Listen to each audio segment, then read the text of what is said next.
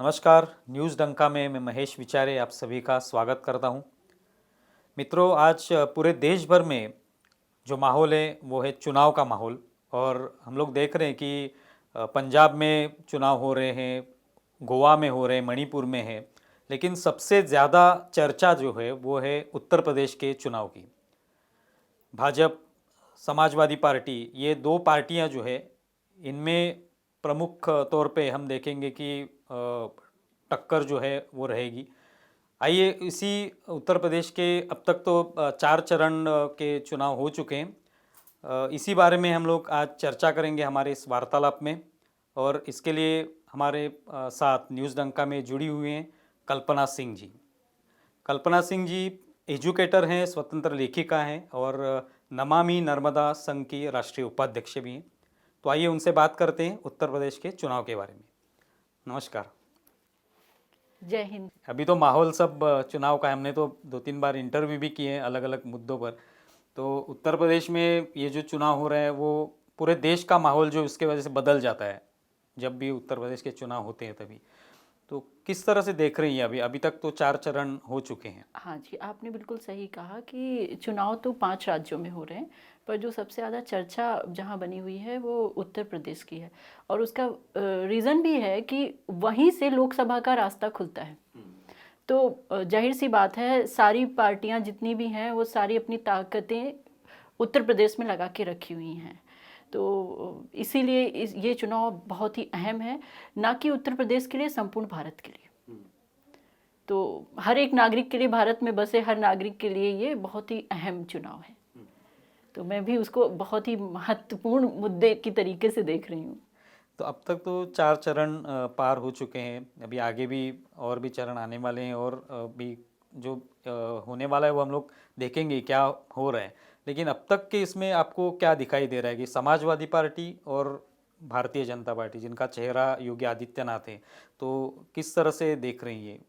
पलड़ा कहाँ पे झुक रहा है ऐसे आपको लगता जी है? सर, एक्चुअली जो पश्चिम का इलेक्शन हुआ, जो पहले 2 चरण के चुनाव थे, उनमें कहीं ना कहीं वो सपा के गढ़ माने जाने वाले क्षेत्रों के चुनाव थे। तो उनमें सपा का पलड़ा भारी रहा। लेकिन अगर हम पिछले चुनाव से तुलना करें तो वहाँ पे बीजेपी ने बहुत ही अच्छा प्रदर्शन किया था। लेकिन इस बार कुछ मुद्दे रहे। मैं ये तो नहीं कहूँगी कि बीजेपी का काम ऐसा था जिससे मुद्दे प्रभावित हो गए। कुछ जातीय समीकरण या सोशल नेटवर्किंग कहें, उस हिसाब से वहाँ पे थोड़ा सा बीजेपी की कम सीट मिलती हुई दिखाई दे रही है। पर बीजेपी ने फिर भी अच्छा प्रदर्शन किया है वहाँ पे। लेकिन अभी जो लास्ट के 2 हुए, यहाँ पे बीजेपी का पलड़ा भारी रहेगा। तो ये, लेकिन ये जो 4 हो चुके हैं, इसके बाद जितने भी बचे हुए हैं, इसमें बीजेपी का ही पलड़ा भारी रहेगा। ये क्यों क्यों होगा? आपको ऐसे क्यों लग रहा है? ये जाति समीकरण, सबसे पहला तो जाति समीकरण, क्योंकि उत्तर प्रदेश जैसी जगहों पर जाति व्यवस्था बहुत प्रभावी है। कोई या विकास वहाँ पे हमेशा ही सेकेंडरी आया है। और यही वजह है कि वहाँ का विकास नहीं हो सका, क्योंकि वहाँ की जनता ने जाति मुद्दों पर ज़्यादा वोट किए। लेकिन अब जो ये योगी लहर, मोदी लहर काम कर रही है, लोग कहीं ना कहीं जाति से ऊपर उठकर सोच रहे हैं। तो किसी भी बहुत सालों से स्थापित व्यवस्था को बदलने में समय लगता है। तो जो ये समय बीजेपी ने लिया है 5 साल का, ये उस मानसिक अवस्था को बदलने का काम किया है उन्होंने। तो इसका वेटेज बीजेपी को जाएगा। अभी ऐसा नहीं है कि बीजेपी किसी जाति की पार्टी तो वो नहीं कहलाएगी। एक तो वो राष्ट्रीय पार्टी है ही, साथ में वो किसी जाति की पार्टी नहीं। हाँ, ये जरूर कहेंगे उसको एक हिंदूवादी पार्टी का टाइटल जरूर मिला हुआ है, जो कि सच भी है। तो उसमें वो गर्व भी महसूस कर सकते हैं, ये भी मैं कह सकती हूँ। और उनको हिंदुओं ने बढ़ चढ़ के वोट भी किया है। लेकिन एक जो बहुत महत्वपूर्ण मुद्दा अभी देखने को मिल रहा है, मुस्लिम महिलाओं ने भी बीजेपी को वोट दिया है, और वो साइलेंट वोटर के रूप में काम कर रही हैं बीजेपी की। तो अभी जो क्षेत्र बाकी बचे हुए वो बीजेपी के गढ़ हैं, और इसमें बीजेपी की ज़्यादा सीट आने की संभावना है। अभी जो आपने कहा कि महिलाओं का मुद्दा है, मुस्लिम महिला हो या आम मुस्लिम आम जो महिलाएं वो भी, तो एक सुरक्षा का मुद्दा जो है वो बहुत अहम था इस इलेक्शन में, चुनाव में, कि महिलाओं की सुरक्षा अब अच्छी तरह से उसके ऊपर ध्यान दिया जा रहा है इस मुद्दे पर। तो किस तरह से देखती हैं आप, ये पिछले 5 सालों में कितना सुधार हुआ इसमें? देखिए 5 सालों में वहाँ कई महिलाओं के जो लोकल, जो किसी पार्टी के नहीं हैं, छोटे छोटे गांवों की महिलाएं हैं जिनकी बातें सुनने को मिली सोशल मीडिया के थ्रू, उनका एक ही कहना था कि अब हम रात में घर से बाहर निकल सकते हैं। तो ये एक बड़ी बात है। उत्तर प्रदेश में मेरा भी जन्म हुआ, तो ये चीज़ वहाँ देखने को मिली। और ये सच भी है कि वहाँ पे महिलाएं, शाम होते ही महिलाएं जाने दीजिए, पुरुष भी लूट जाते थे वहाँ पे, लोग व्यापारी लूट लिए जाते थे। तो व्यापारियों ने, महिलाओं ने बढ़ चढ़कर बीजेपी को सपोर्ट किया है सुरक्षा के मुद्दे पर। एक सबसे बड़ी चीज सुरक्षा होती है। कोई भी देश हो या कोई भी राज्य हो, जिला हो, अगर वो सुरक्षित नहीं है तो कोई भी व्यापार वहाँ फल फूल नहीं सकता, ना शिक्षा, कोई भी चीज़ नहीं वहाँ पे काम करेगी। तो सुरक्षा सबसे पहले ही कड़ी होती है किसी भी चीज़ को सुधारने के लिए। तो उस पर योगी जी ने काम किया है, जिसको जनता ने समझा है और समझकर वोट भी किया है सुरक्षा के मुद्दे पर। अब ये मुस्लिम महिलाओं का मुद्दा है और हिजाब का जो एक मुद्दा जो है वो कर्नाटक से शुरू हुआ और आज अलग अलग राज्यों में उसकी चर्चा हो रही है, आंदोलन हो रहे हैं। ये कहीं पे मुद्दा जो है इसका कुछ प्रभाव पड़ेगा इलेक्शन पर? जी बिल्कुल। एक्चुअली जब ये हम लोगों ने एक वीडियो इस पे और भी बनाया था कि ये जो मुद्दा एक विद्यालय के अंदर का मुद्दा था, जो आज अंतर्राष्ट्रीय मुद्दा बन गया। तो वहाँ इसकी कोई ऐसी ज़रूरत नहीं थी, पर मीडिया ने या लोगों ने, पार्टियों ने इसको इतना मुद्दा क्यों बनाया, एक बहुत बड़ी वजह है क्योंकि उनको एहसास था, इन सभी विपक्षी पार्टियों को एहसास हो गया था कि मुस्लिम भी कहीं ना कहीं अब बीजेपी को वोट कर रहे हैं। तो एक क्या ऐसी चीज़ लाई जाए, नया मुद्दा उठाया जाए, क्योंकि सीए एनआरसी वाला वो भी एजेंडा फेल हो चुका था। तो ये एक हिजाब नया मैटर तैयार किया गया, जो मुस्लिम महिलाओं के मन में बीजेपी के लिए सॉफ्ट कॉर्नर डेवलप हुआ था आफ्टर ट्रिपल तलाक, उसको ख़त्म करने के लिए उस सॉफ्ट कॉर्नर को ये मुद्दा लाया गया है, प्रोजेक्ट किया गया है। पर मुझे नहीं लगता कि यूपी इलेक्शन में इसका कोई बहुत प्रभाव दिखाई देगा। हालांकि प्रयास तो बहुत किया पार्टियों ने, पर इसका बहुत प्रयास यूपी इलेक्शन में दिखाई नहीं देगा। मैंने कुछ वीडियो देखे जिसमें मुस्लिम महिलाएं जो है वो योगी आदित्यनाथ की जो सरकार ने काम किया है उसकी सराहना कर रही थी। मोदी सरकार ने जो 3 तलाक का मुद्दा था उस पर जो काम किया उसकी सराहना कर रही थी।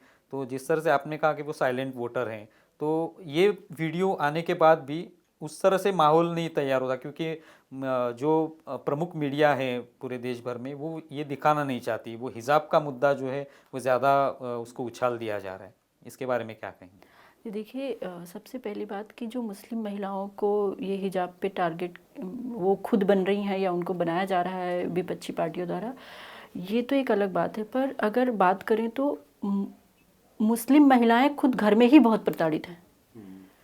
तो ये बातें वो खुद समझती हैं, ये कोई पार्टी उनको नहीं समझा सकती है। या हलाला की प्रक्रिया से उनको गुजरना पड़ता था, या घर में उनको कोई सम्मान नहीं, उनको कोई सम्मानजनक कद नहीं है मुस्लिम परिवार में महिलाओं का ज़्यादातर। तो इसको वो महिलाएं बखूबी समझती हैं। अगर उनको किसी ने सम्मान देने का काम किया है तो वो बीजेपी सरकार ने किया है। तो उनको पता है कि उनका वोट उनको कहाँ देना है, तो वो वही कार्य कर रही हैं जो उनको करना है। तो यही वो साइलेंट वोटर हैं जो बीजेपी की हैं, और इसी को तोड़ने का प्रयास विपक्षी पार्टियों द्वारा हिजाब मैटर से किया जा रहा है, जो कि निरर्थक हो गया है। अभी जिस तरह से योगी आदित्यनाथ जो है वो अयोध्या से लड़ने वाले हैं ऐसे कहा जा रहा था पहले, और उस मुद्दे को एक चर्चा में आ गया था वो मुद्दा, लेकिन वो बाद में उन्होंने गोरखपुर से ही लड़ना पसंद किया है। तो कितना ये मुद्दा महत्वपूर्ण है? देखिए, गोरखपुर से उनका स्वयं लड़ना, एक सांसद होने के बाद अब वो विधायक के लिए लड़ रहे हैं, तो ये भी अपने आप में एक इतिहास है और बड़ी बात है। और वो बहुत बड़े अंतर से जीतेंगे। उन्होंने बहुत काम किया। मैंने अभी लास्ट टाइम कुछ महीने पहले मैंने खुद पर्सनल किसी काम से गोरखपुर विजिट किया था, और मैंने गोरखपुर जैसी छोटी जगह का जब दौरा किया तो वहाँ पे एम्स भी है, बड़ी बड़ी चीज़ें हैं, एक एयरपोर्ट भी है। तो मैंने वहाँ के लोकल जो मेरे रिलेटिव थे उनसे पूछा भी कि यहाँ पे तो बहुत सारी चीज़ें हैं। तो उन्होंने बताया कि योगी जी ने यहाँ पे बहुत काम किया है। तो जहाँ पे भी मैं रुकी हुई थी या जितने भी दिन वहाँ पे रहे, तो जितने भी लोगों से मेरी बात हुई, तो सभी का एक ही कहना था, क्या हिंदू क्या मुस्लिम, कि योगी जी ने काम किया है और हमारा वोट तो योगी जी के लिए, हमारे योगी बाबा। तो वहाँ लोगों में बड़ा अपनापन है योगी जी के लिए। वो एक नेता के तौर पे नहीं, वो एक परिवार के सदस्य के तौर पे वहाँ पे माने जाते हैं लोगों के द्वारा। तो जहाँ पे उन्होंने काम किया है और वहीं से आज वो विधानसभा लड़ने जा रहे हैं, तो ये अपने आप में एक बड़ी बात है कि आप सांसद रहते हुए, सीएम रहते हुए लड़ने जा रहे हैं। तो उनको देखकर विपक्षी नेताओं के लिए एक चैलेंज की चुनौती के तौर पे आ गया। अब उन्होंने भी इलेक्शन, जैसे अखिलेश जी करहल सीट से आए तो उनका भी मतलब उनके जो चुनौती थी उनके लिए, गोरखपुर ने उनके लिए चुनौती खड़ी कर दी थी। तो उस चुनौती को आगे बढ़ाते हुए उन्होंने अपनी इज्जत बचाने के लिए करहल सीट चुनी, और जहाँ पे कड़ा उनको बीजेपी के जो भी कैंडिडेट है उनको कड़ी टक्कर दे रहे हैं मिस्टर बघेल। जी जी जी। अभी चुनाव के माहौल में ऐसा होता है कि हर पार्टी कुछ ना कुछ घोषणाएं करती रहती है। जैसे कि समाजवादी पार्टी ने एक पेंशन की योजना के बारे में कहा कि वो अगर सत्ता में आती हैं तो वो पेंशन देंगी। तो किस तरह से देखती है इस मुद्दे को? बहुत ही विशुद्ध चुनावी वादा है, और अगर कोई गवर्नमेंट एम्प्लॉयज़ झांसे में आते हैं तो वाकई में ये अपना गलत वोट का प्रयोग करने जा रहे हैं। फिर अगर इस झांसे में आकर के हम पेंशन हमारी जो है बहाल कर दी जाएगी। जो पेंशन का मुद्दा है, पेंशन हटाया किसने था? अखिलेश जी के पिताजी ने ही पेंशन हटाई थी। तो ये सारी चीज़ें भी हैं कि आपने ही हटाई और आप ही देने का वादा कर रहे हैं। तो इसमें दो चीज़ें हैं, या तो डर गए अपने डिसीजन को वापस ले रहे हैं कि हमने हटा दी, अब हम फिर से दे रहे हैं बिकॉज हमें चुनाव जीतना है। देन फिर या तो फिर आप अपने पिताजी के डिसीजन को गलत मानते थे। दोनों ही बातें सपा के लिए नेगेटिव एक रिमार्क दे रही हैं।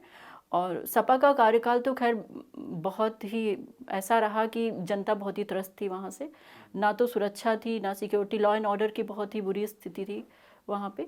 तो उनके पास कहने को बहुत कुछ है नहीं।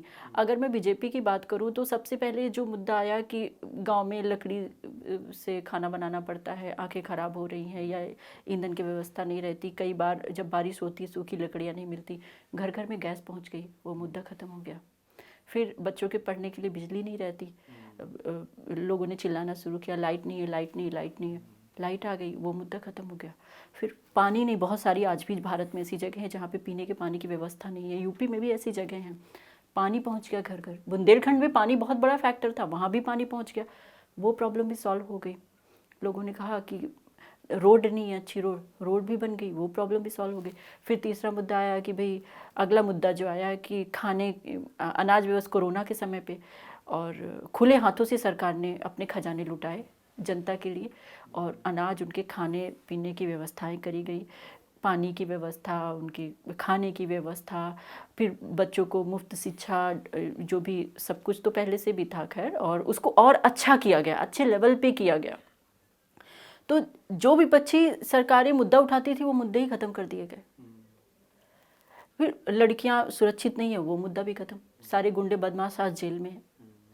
तो ये जो मुद्दा बनाते हैं वो मुद्दा ही खत्म हो जाता है। अभी जो एक और हॉट मुद्दा बनाया जाता है बेरोजगारी, तो मैं न्यूज़ डंका के माध्यम से एक अपनी पर्सनल व्यक्तिगत बात बताना चाहती हूँ कि ये जो रोजगार ये नेशनल मुद्दा एक बनाया गया, ये सिर्फ यूपी की बात नहीं है। तो ये एक मैसेज मैं सबको देना चाहती हूँ। मैंने कई फोरम पे ये बात अपनी उठाई भी है कि जब लोग कहते हैं मैं बेरोजगार हूँ, जनता बेरोजगार है, बेरोजगार है। मैं जब अभी कोरोना के पहले मेरे खुद के स्कूल से कई सारे टीचर जो यूपी से थे वो चले गए, उनका, मैं जहाँ पे प्रिंसिपल थी उस समय पर, वो खुद ही चले गए उनको, क्योंकि गवर्नमेंट जॉब लग गई थी। तो ये ऐसे अगर हमारे 20 हैं तो उसमें से 5 चले गए, गवर्नमेंट जॉब लग गई। तो ये आंकड़ा मैं वहाँ का बता रही हूँ जहाँ पे मैं खुद प्रिंसिपल थी पहले। देन मैं देखती हूँ कि जब 20 में से 5 हमारे यहाँ से ही चले गए हैं तो यूपी में कितनी जॉब मिली होंगी। ये भी एक गौर करने लायक बात है। जब आंकड़े हम उठा के बात करते हैं तो इस समय भारत में नंबर 1 राज्य है यूपी, जिसमें सबसे ज़्यादा गवर्नमेंट जॉब दी गई हैं। अगर आप उससे तुलना करते हैं तो वहाँ पे इतनी हाई पॉपुलेशन है कि आप कितनी भी जॉब देंगे तो वो कम ही होगी, क्योंकि बेरोजगार तो कई सालों से बैठे हैं। और जो लोग टारगेट कर रहे हैं बीजेपी को बेरोजगारी पे, मैं उनको एकदम खुला संदेश देना चाहूँगी। मैं बीजेपी प्रवक्ता के तौर पे नहीं बोल रही हूँ यहाँ पे, लेकिन आप बेरोजगार कब हुए? क्या सब ब्यूरोक्रेट्स थे पहले, सब सरकारी पदों पर काम कर रहे थे, ये अचानक से बेरोजगार हो गए क्या? बेरोजगारी का तो ऐसा महिमा मंडन किया जा रहा है। फिर मैं रोने लगूँ कि मैं बेरोजगार हूँ। भाई, मुझे मेरे माता पिता ने सबसे पहली बात सरकार के दम पर जन्म नहीं दिया था। मैं इस बात से बहुत खुश हूँ, क्योंकि मुझे आत्मनिर्भर भारत का हिस्सा हूँ, मैं स्वयं आत्मनिर्भर हूँ, लेकिन सरकारों के दम पर नहीं हूँ। मैं अपनी माता पिता की जो भी उन्होंने मेरे लिए किया और अपनी मेहनत के दम पर हूँ, आत्मनिर्भर, सरकारों के दम पर नहीं हूँ। जब हम घर से जॉब करने निकले हुए थे, बहुत बहुत स्ट्रगल सबकी लाइफ में होता है, ये सिर्फ मेरी बात नहीं है। तो ये थोड़े कि कांग्रेस की सरकार ने मुझे जॉब दी थी, या कोई भी आपको इंटरव्यू क्रैक कर, लोग कहते भर्तियां नहीं निकालते, इतनी भर्ती निकाली गई। अब वहाँ पे बहुत सारे लोग होते हैं कि आप जब तक उस भर्ती का रिजल्ट आने को होता है, रिजल्ट आता है, कोई एक बंदा उठ के केस कराता है। अभी इसमें तो वो सालों साल जो केस चलते हैं, इस पे भी मतलब सफ़र होते, कैंडिडेट सफ़र कर रहे हैं। मैं बेरोजगारी के मुद्दे को बहुत, क्योंकि ये मुद्दा बीजेपी पे बहुत बड़ा, एक हर पार्टी बेरोजगारी का ताना जो दे रही है। भारत देश की बेरोजगारी जो 70 सालों से है, वो बीजेपी क्या कोई भी दुनिया की पार्टी ख़त्म नहीं कर सकती है। अगर ख़त्म करना है तो ये कई सालों का, आज हम प्लान बनाएंगे तो ये 40 साल बाद प्रोजेक्ट होगा। पहले पॉपुलेशन कंट्रोल की जाए। जिनके 10 बच्चे हैं वो बेरोजगारी का रोना रो रहे हैं, जिन्होंने कभी कोई एग्ज़ाम ही नहीं दिया वो भी बेरोजगारी का रोना रो रहे हैं। आप कितना बेरोजगारी का रोना रोएंगे? आपने खुद अपने दम पर क्या किया? क्या सरकारी नौकरी पाना ही रोजगार है क्या? एक ये बहुत बड़ी बात है। हाँ, तो मतलब क्या सरकारी नौकरी पाना ही रोजगार है? ऐसा नहीं है। बहुत सारे रोजगार के जो भी रास्ते हैं, सरकारी उस पर काम कर रही हैं, विशेष तौर से योगी जी। मतलब अगर आज उत्तर प्रदेश 18वें नंबर से डायरेक्ट सेकेंड पोजीशन पे आ गया है जीएसटी पे करने, ये एक बहुत ही ऐतिहासिक प्रगति मानी जाएगी। स्पेशली यूपी जैसे राज्य में जहाँ पे क्राइम रेशियो इतना ज़्यादा था, वहाँ पे इन्वेस्टर्स कोई भी इन्वेस्ट करने से डरते हैं, क्योंकि आपका क्राइम रेशियो इतना ज़्यादा है। क्राइम रेशियो कम आया, अभी कुछ लोग कहते हैं कि स्टडी लेके बैठ जाते हैं, पहले रेप कम हो रहे थे, अभी देखिए ज़्यादा हो रहे हैं। पहले कम आपराधिक मामले थे, अभी ज़्यादा हो रहे हैं। पहले कम मर्डर थे, अभी ज़्यादा हो रहे हैं। ऐसा नहीं है, केस रजिस्टर अब ज़्यादा हो रहे हैं, अब पुलिसिंग हो रही है, अब पुलिस अपनी काम कर रही है, लॉ एंड ऑर्डर मेंटेन किया जा रहा है। तो अब वहाँ पे चीज़ें ऑन पेपर दिखाई दे रही हैं। पहले तो केस ही नहीं फाइल किए जाते, एफआईआर ही नहीं दर्ज होती थी, की ही नहीं जाती थी, पुलिस को खुद ही ऐसा मारा जाता था दौड़ा दौड़ा के। देन ऐसे कितने सारे हैं कि आप आईपीएस लेवल के लोगों को घेर के मार दिया जाता था जान से। अब विकास दुबे का जैसे केस हुआ, उन्होंने जो पुलिस के साथ किया उसका कुछ ही दिनों में उसका परिणाम मिल गया। तो ये डर पैदा करता है कि आप लॉ एंड ऑर्डर है, आप बियॉन्ड लॉ आप काम नहीं कर सकते हैं। अब वो वाली सरकारें नहीं है कि आप कुछ भी करें और सब चलता है। तो ये जो फैक्टर है, ये योगी सरकार जनता के मन में स्थापित करने में कामयाब रही। अभी बीच में एक जो पंजाब में रैलियां हो रही है चुनाव के दौरान, तो उसमें हमने देखा कि प्रियंका गांधी और चन्नी एक ही मंच पे थे, और जो वहाँ के मुख्यमंत्री चन्नी, उन्होंने एक उत्तर प्रदेश और बिहार के लोगों के बारे में एक बयान दिया जो कि बहुत विवादास्पद था, लेकिन उस पर प्रियंका गांधी ताली बजाती हुई दिखाई दी और वो बहुत चर्चा का मुद्दा हुआ। उन्होंने भैया कहा उत्तर प्रदेश और बिहार के, उनको निकाल देना चाहिए, यहाँ से भगा देना चाहिए, इस तरह का कुछ बयान किया। तो क्या उसकी प्रतिक्रिया वहाँ पे आपको दिखाई दी? एक्चुअली सबसे पहले तो ये जो दोनों भाई बहन की जोड़ी है, they are not fit for politics. उनको वो पॉलिटिक्स के लिए फिट नहीं है। या फिर जोक्स क्रैक करें या फिर कपिल शर्मा के शो में चले जाएं। कपिल शर्मा का भी शो बंद करा सकते हैं, उनका भी रोजी रोटी छीन सकते हैं पप्पू महाराज। तो ये जो प्रियंका जी ने जो तालियां बजाई हुई, ये तालियां उनको यूपी में, इसका रिजल्ट यूपी की जनता ज़रूर देगी। और आपने बहुत अच्छा मुद्दा उठाया, इस पर मैंने योगी जी को पत्र भी लिखा है कि ये यूपी की जो जनता है जो पूरे इंडिया में हर जगह काम कर रही है। क्यों? क्योंकि जो सरकारें, सत्तारूढ़ सरकारें कई सालों से वहाँ पर थीं, उन्होंने यूपी की आर्थिक व्यवस्था को इतना लचर कर दिया, वहाँ पे रोजगार नहीं थे। तो जो 5 सालों में किया है योगी जी ने, उसका असर अब वहाँ पे दिखाई दे रहा है। एक टैक्सी ड्राइवर जो मुंबई में था, पहले बनारस गए हुए थे, तो बोला कि अब बनारस में इतनी रोड डेवलप हो गई, इतना टूरिज़्म डेवलप हो गया कि मैं पहले मुंबई में टैक्सी चलाता था मैडम, अब मैं वापस आ गया अपने देश, अपने बच्चों के साथ रहता हूँ, उनको लगता है कि मैं अपने देश वापस आ गया। उनको Mumbai it's a for place from UP, तो उनको लगता है मैं कहीं बाहर था, तो अब मैं अपने वतन लौट आया। उनका सेंस ऐसा था, लाइक हालांकि बहुत पढ़ा लिखा नहीं था वो बंदा, लेकिन उसको इतना लग रहा था कि मैं अपने घर लौट आया आज। तो उसने मुझे बात बोली मैम ऐसे बहुत सारे लोग हैं जो आज यहाँ टूरिज़्म डेवलप होने से, रोड अच्छी होने से हम लोग अपने घर आए और यहाँ पे हमें अच्छी कमाई अब हो जाती है। तो ऐसे कई सारी चीज़ें हैं जिस पे योगी सरकार ने जब काम किया तो लोग जो विस्थापित हो गए थे वो फिर से वापस लौटे, लेकिन अभी भी इस पे बहुत काम करने की ज़रूरत है।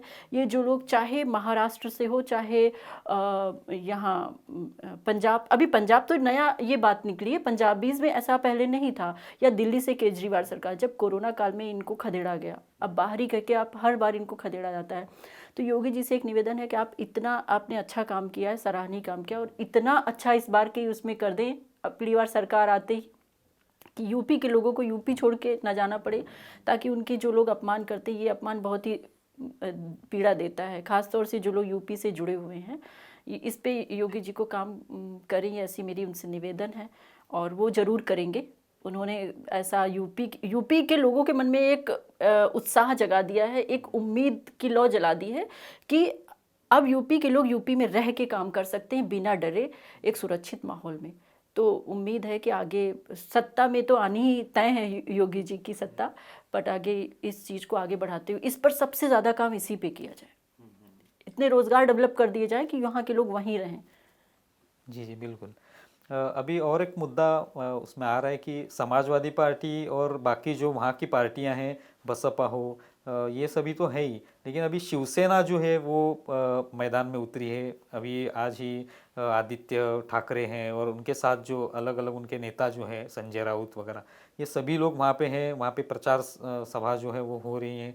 और कितना आप उनकी ये देख रहे हैं कि किस तरह से उनको सीटें मिल सकती हैं या क्या उनकी पोजीशन होगी? देखिए सर, जिस तरीके से ये लोग यहाँ पे कोई भी चीज़ होती है कि आप महाराष्ट्र में कुछ भी होता है तो यूपी वालों को ये लोग खदेड़ते हैं, तो सबसे पहला प्रश्न है क्या ये कौन सा मुंह लेकर जाते हैं। खैर पॉलिटिशियन के कई मुंह होते हैं, इनको शर्म लाज हया कुछ नहीं होती, ये अपने स्टेटमेंट से कभी भी मुकर सकते हैं। तो ये उसी बेशर्मी का चेहरा लेकर यूपी पहुँच गए होंगे। ये यूपी वालों का बड़प्पन है कि आप इतने अपमान के बावजूद भी वो आपको सुनने शायद पहुँचे हों, या फिर वो आपको मेहमान समझकर आपकी आवभगत कर रहे होंगे। ये यूपी वालों का बड़प्पन है। तो लेकिन इनको वहाँ पे सीट वीट तो कुछ मिलनी नहीं, चाहे एनसीपी हो चाहे शिवसेना हो, ये गली मोहल्ले की पार्टी हैं, और जो इनकी कार्यप्रणाली है ये जीवन पर्यंत गली मोहल्ले की ही रहेंगे, क्योंकि उनकी मानसिकता ही गली मोहल्ले और टपोरी टाइप की है। तो वो उसी मानसिकता के साथ वो फल फूल रहे हैं, और वो मानसिकता जो है अब यूपी में तो नहीं चलनी, ये पहले भले चल जाती जब सपा टाइप की सरकारें थी वहाँ पे, अब ऐसा कुछ वहाँ पे नहीं है। अब इनकी दाल वहाँ पे नहीं गलनी है। और इन्होंने जो हिंदुत्व का एजेंडा भी खत्म हो चुका है। आपने जब कांग्रेस से एनसीपी से हाथ मिलाया तो उसके बाद आप हिंदुत्व वाले एजेंडे पे भी आप काम नहीं कर सकते हो। इन्होंने अपनी छवि पूरी तरीके से खराब कर ली है। तो अब इनको यही नहीं पता है, अब ये सैंडविच बन चुके हैं। तो अब इनको किस दिशा में जाना है, ये दिशाहीन है, कुछ पता नहीं है। और सबसे पहली बात, आप पहले अपना स्टेट संभालो। आपका रोज आए दिन एक मंत्री गिरफ्तार हो रहा है, इनको शर्म आनी चाहिए। उनको खुद अपने पद से इस्तीफा दे देना चाहिए यहाँ के मुख्यमंत्री को। पर फिर वही बात, शर्म इनको नहीं आएगी। ये बेशर्मों की तरह अपनी बेशर्मी का प्रचार करने यूपी तक जा रहे हैं, हम तो यही कहेंगे। अब एक आखिरी सवाल, जिस तरह से आपने कहा कि सत्ता में तो योगी की सरकार ही आएगी, योगी की जो पार्टी है बीजेपी है वही आएगी, फिर से एक बार योगी आदित्यनाथ की ही सरकार बनेगी, ये आप जिस आत्मविश्वास से कह रही है, क्या है उसके पीछे का राज, क्या है, क्या है? एक्चुअली हम लोगों ने ग्राउंड रियलिटी देखी है, जनता जिस तरीके से आशीर्वाद दे रही है उनको। क्योंकि अगर कोरोना काल में जिसके घर में कोई कमाने वाला नहीं था, जो सब काम धाम छोड़ के यूपी वापस लौट चुके थे, उनको जिस तरह से घर पे बिठा के उनको राशन दिया गया, कम से कम उनका पेट पलता रहा। तो एक आप वीडियो देखिए, आया है एक बहुत ही वृद्ध महिला बोल रही है कि हमने योगी का नमक खाया है, मोदी का नमक खाया है, तो नमक हरामी नहीं करेंगे। तो ये यूपी की जनता में है। उनको लग रहा है कि हमारा पेट पाला इतने दिनों तक योगी सरकार ने, तो योगी के प्रति उनका जो सम्मान है, स्नेह है, वो वोट के रूप में तब्दील होना है। और जो उनको काम किया है उन्होंने, वो उनको दाम वोट के रूप में मिलने वाला है। और विकास के मुद्दे पे काम किया है और काम करेंगे योगी जी। उनके लिए बहुत बहुत अग्रिम बधाइयाँ और शुभकामनाएं। बहुत बहुत धन्यवाद। आपने बिल्कुल सटीक तरीके से ये विश्लेषण किया, किस तरह से माहौल है उत्तर प्रदेश में उसके बारे में। ऐसे ही अलग अलग मुद्दों पर हम लोग चर्चा करते रहेंगे। जब भी आप मुंबई आएंगी तब भी होगी, या जूम इंटरव्यू पे भी होते रहेंगे। फिर से एक बार धन्यवाद न्यूज़ डंका में आने के लिए। जय हिंद। धन्यवाद आपका भी। तो मित्रों, ये वीडियो आपको कैसा लगा ये ज़रूर बताएं और हमारे यूट्यूब चैनल जो है वो सब्सक्राइब करें, हमारा वीडियो ज़्यादा से ज़्यादा शेयर करें। धन्यवाद।